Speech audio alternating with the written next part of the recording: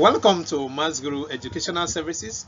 If you are studying with us for the first time on MathsGuru channel, kindly hit on the subscribe button so you'll be informed anytime we upload a new video on this platform.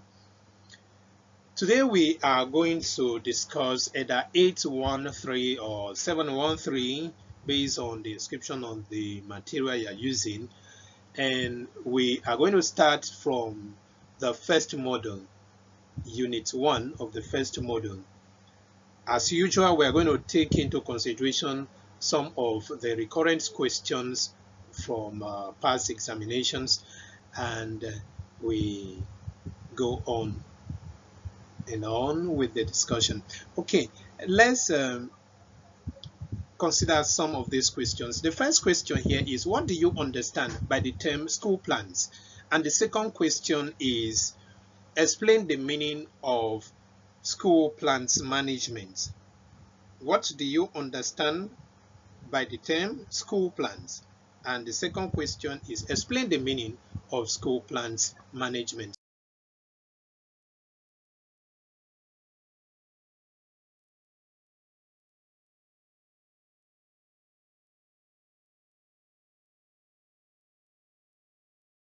Right, to have a clear view of the concept and nature of school plans management, we need to consider some of these basic terms like management itself, the concept of school plans, and then we talk about school plans management.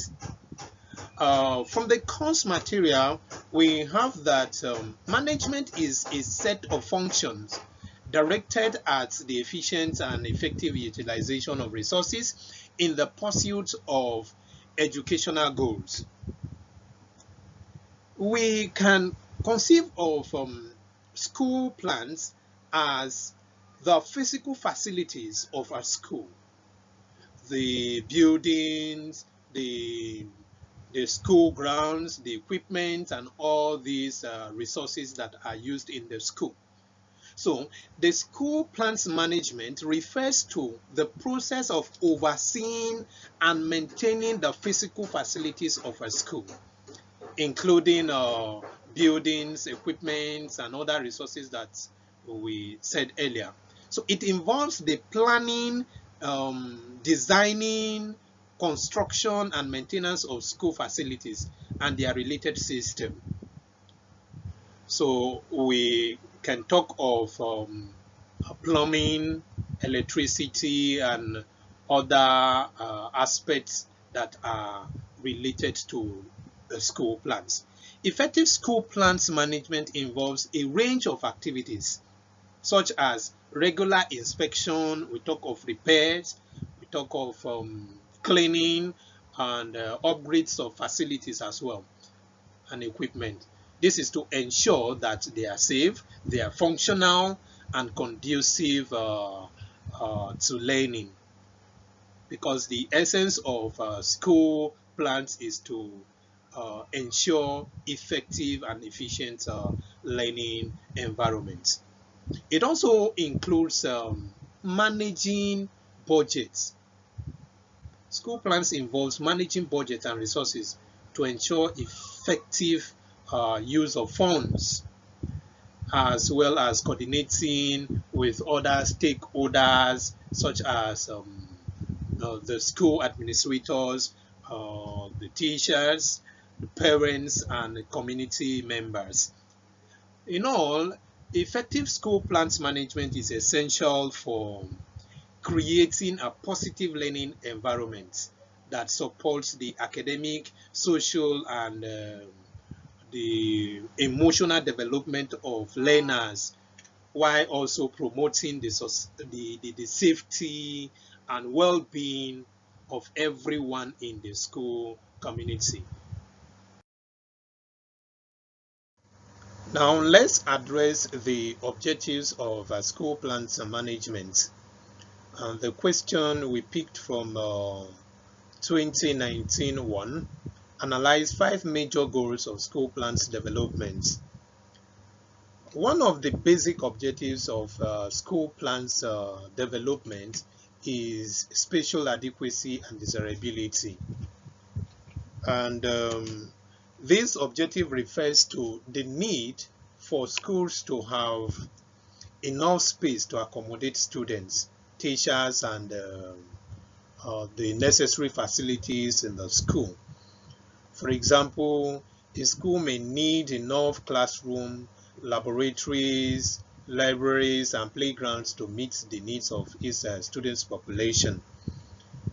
In addition, the design of the school should be desirable and attractive to create a positive learning environment. Another objective is health and safety.